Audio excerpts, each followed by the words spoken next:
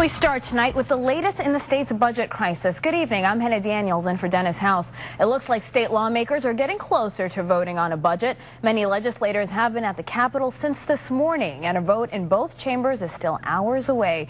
Channel 3 Eyewitness News reporter Susan Raff is live outside the state capitol with the latest developments. Susan. A bird fighting ring is uncovered in Shelton, complete with canaries and saffron finches. Police say 150 birds were seized on Ripton Road on Sunday after officers received a tip.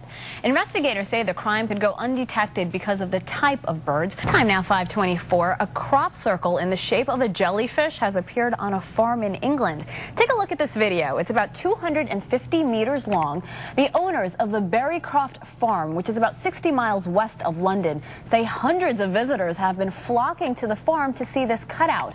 While owners of the farm agree the design is beautiful, they are facing about $1,000 in damage. Wait a minute. Now, how did it get there? I always wonder that. Do we know? Belinda, can we find that out? How did the crop circle get there? We're saying that the farmers didn't put it there? No, the farmers did not put it there.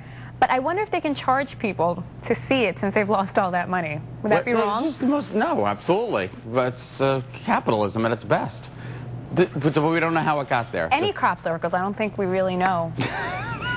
It's bizarre. It is bizarre. But let's begin with Hena Daniels, live in Middletown, where Clark was just picked up by authorities. Hena? Dennis, all this happened in the last 30 minutes. Actually, state police just showed up with their major crimes truck a little while ago. As for Ray Clark, he was in his apartment around 10:20 tonight, and he was taken into custody without any incident. If just a shovel full of snow thrown from the roof of the building can have that much of an impact, imagine a few hundred pounds of snow from almost 70 feet above. Hena? Denise, so many people have showed up that they have actually closed the doors to Town Hall, not allowing anyone else in. You see the crowds, you hear the chanting. This issue has definitely hit a nerve. Dennis, that chase started in Bristol, and then the driver of the runaway RV came careening down West Main Street in this very quiet downtown part of Plantsville, and that's where he ended up, where he sideswiped one car and piled into 3 others. Let's go to Channel 3's Hena Daniels, live on the scene with the newest information. Hena? Dennis, we are on the 4th hour of this fire, and firefighters are still trying to get it under control. You can see it is still a very active scene. They are keeping us at a safe distance, but you can see the plume of smoke coming out of that house. You can also see that firefighter on that ladder trying to extinguish it. Now, let me show you what the problem is. You see all this water here? It's because of the freezing temperatures, it's turning into ice. It is very cold outside. In fact, my photographer, Kathy, and I decided to do a very unscientific study. We took this little cup, filled it with water less than an hour ago. Look at it now. It's a block of ice. This is less than an hour ago. I even took part in the exercise. After putting on all the protective gear, I had to shoot my target down. And I did just that. That's all you right there. Seriously? That's all you, yeah. All right, high five. And you shot me a couple in the chest as well. Very good shooting. As police continue to search for Howard's killer, the campus is coming together to celebrate his life. Channel 3's Hena Daniels is live at Stores tonight, where a candlelight vigil was held. Hena? Dennis, it was a strong showing of support and solidarity. Not many dry eyes during the vigil tonight as the Yukon community remembered their fallen Husky. God never makes mistakes when he calls angels to come in. Nobody knows it but me. Just be happy that Jazz taught us what he taught us, because Jazz was a very special person. Once again, we faced the full reality of life's very short span. One family, one community, one Yukon. We're going to be strong. Today, hundreds gathered just feet away from where Jasper Howard was stabbed to death.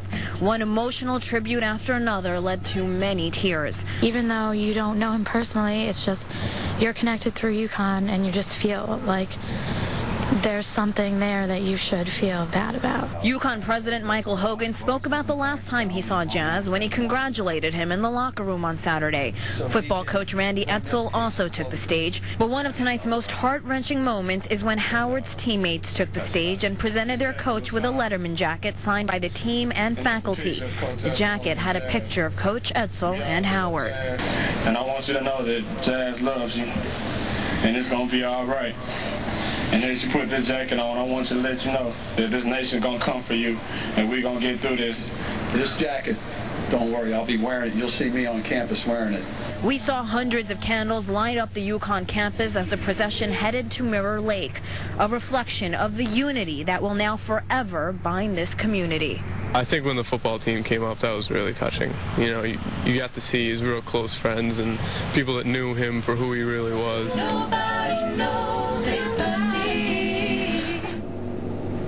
And for the next 4 days between 10 and 6 o'clock, there will be moments of reflection here at the Student Union behind me. As for the funeral, we are told Howard's funeral will be held in Miami on Monday. That, of course, is his native hometown. We are told his entire team will be there. We're live with the mobile newsroom in stores. Hena Daniels, Channel 3 Eyewitness News.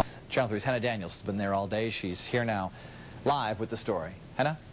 Tense moments indeed, Dennis. A few firefighters remain on the scene, and we are told the fire marshal is still here investigating. You can see right now they are in the process of boarding up the house. Now, like you mentioned, several dogs were in the home. Most of them made it out safely. We did speak to the owner of the house.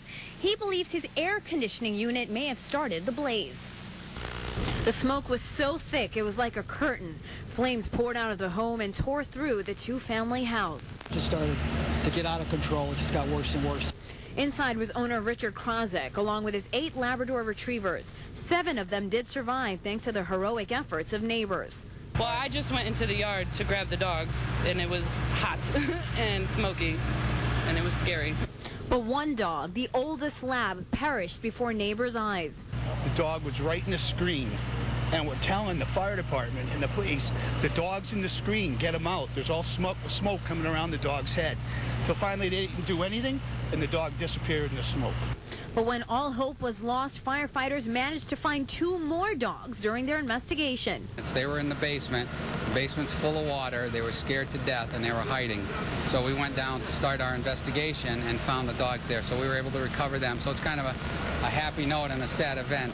Firefighters spent much of the evening putting out hot spots. They also removed several firearms from the house. Aside from battling these intense flames, firefighters had to deal with extreme temperatures. 4 firefighters were taken to the hospital for heat exhaustion. It progressed so fast, and the heat from the fire and the humidity was just overwhelming for our crews. I'd like to buy them all a nice cold beer if I could. Now, the house is a complete loss, but like you saw, Mr. Krausick is in good spirits considering. He says he believes the situation could have been a lot worse.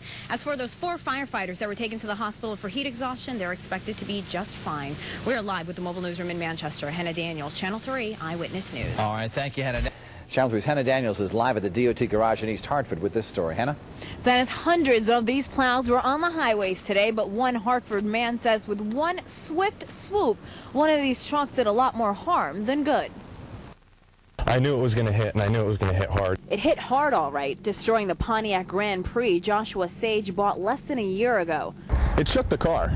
I mean, it felt like I got hit by another car. But it wasn't another car. Instead, it was a mountain of snow falling from Interstate 84 overpass as a DOT truck drove by, clearing the busy highway. It was just a white blur, and that's all I saw. The only thing I could think of to do was roll up the window and duck. I opened my eyes and I had glass all over me. I got out of my car and found my spoiler about 15, 20 feet that way. And that's not the only damage. Josh's windshield is smashed with the molding now peeling off. His hood is crinkled like a piece of paper, and the roof now has a huge dent. The weight of the snow even flattened his tire. Yeah, I couldn't believe it. I mean, it's only snow. You know?